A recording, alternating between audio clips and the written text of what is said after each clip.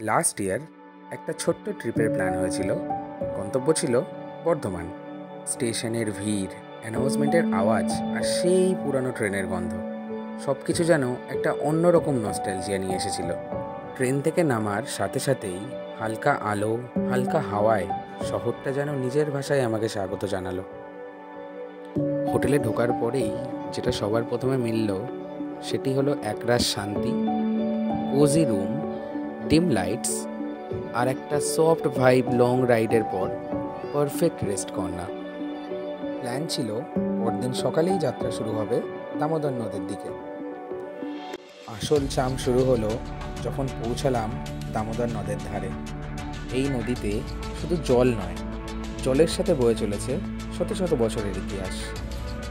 একসময় একে বলা হতো বেঙ্গল সরো, অর্থাৎ বাংলার দুঃখ।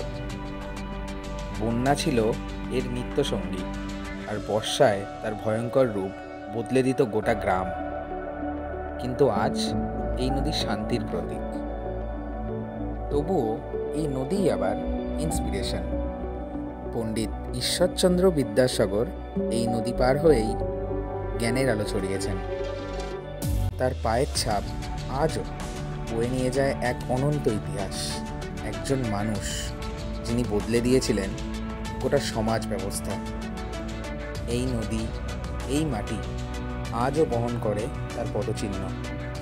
Bardhaman isn't just a station on map. It's a pause from chaos, a piece of a timeless Bengal, and breath of Bengal's soul.